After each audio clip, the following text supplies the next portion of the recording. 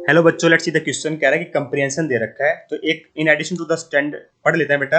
In addition to the standard ring system, कह रहा है कि जो स्टैंडर्ड रिंग सिस्टम होता है उसके अलावा साइक्लिक कंपाउंड बाईसाइक्लिक भी हो सकता है, ट्राईसाइक्लिक भी हो सकता है। देखिए बेटा, जो गिवन स्ट्रक्चर है वो क्या है, बाईसाइक्लिक है, क्योंकि दो रिंग दिखाई दे रही है मुझे, एक 3 मेंबर वाली और एक बेटा मेरे को 5 मेंबर वाली रिंग दिखाई दे रही है। ठीक है, वो स्पाइरो भी हो सकती है बेटा, बाईसाइक्लिक ब्रिज हेड भी हो सकती है, कार्बन हो सकते हैं। The point of attachment of two ring is called bridge head carbon. तो जहां पे ये अटैच हो रही है बेटा उसको बोला जाता है ब्रिज हेड कार्बन, है ना।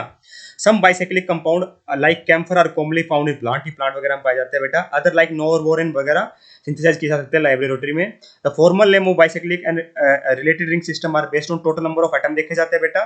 The number of atom in each bridge correct the bridge head position, इस number are written in square bracket. तो कह रहा है कि जो ब्रिज हेड वाले दो नंबर ऑफ एटम्स होते हैं बेटा in each bridge containing bridge head atoms, उनको स्क्वायर में लिखा जाता है बेटा, और डिक्रीजिंग ऑर्डर में लिखा जाता है। डिक्रीजिंग ऑर्डर का मतलब पहले सबसे बड़ा, फिर उससे कम, फिर उससे कम।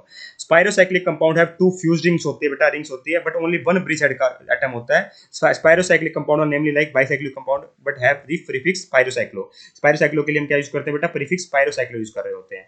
यहाँ पे देखिए बेटा, दो रिंग आपस में अटैच्ड है और हमें पूछा गया number of atom in each bridge. तो इसने क्या होता है, कैसे नंबरिंग करनी है, देखिए मैं आपको बताता हूँ तरीका क्या होता है। देखिए, कोई भी दो ब्रिज हेड पोजीशन है बेटा ना, ब्रिज हेड पोजीशन कौन सी होती है, जिसमें दो रिंग आपस में फ्यूज्ड है जिस पोजीशन से।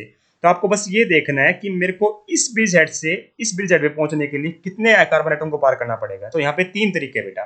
देखिए, यहाँ पे मैं नंबरिंग कर देता हूँ, ऐसे ही रैंडमली कर रहा हूँ बेटा, आई पे हिसाब से नहीं कर रहा हूँ, सिंपल कर दी मैंने, ठीक है ठीक है।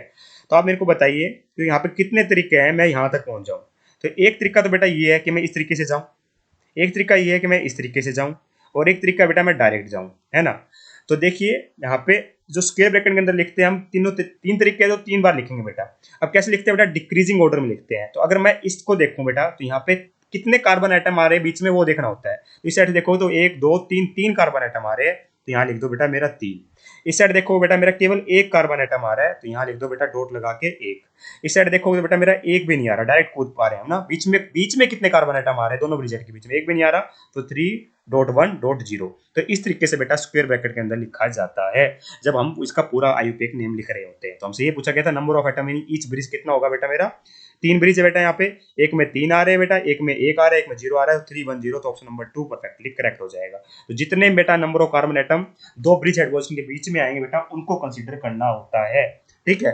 तो ऑप्शन नंबर 2 परफेक्टली करेक्ट है। I hope you understand the answer, thank you so much. और ये बाईसाइक्लिक कंपाउंड है बेटा, दो दो रिंग जुड़ रही है आपस में, और स्पाइरो नहीं है बेटा, क्योंकि स्पाइरो का केवल एक पॉइंट होता है जिससे वो जुड़े होते हैं। लिखा होता है ना इसने यहाँ पे बीच में, स्पाइरो किसको बोलेंगे, इसमें दो फ्यूज रिंग तो होगी बट एक ही ब्रिज का हेड का एटम होगा, यहाँ दो ब्रिज हेड एटम हो गए ना। तो ठीक है, तो स्पाइरो रिंग नहीं थी, hence option number 2 perfectly correct है। I hope you understand the answer, thank you so much.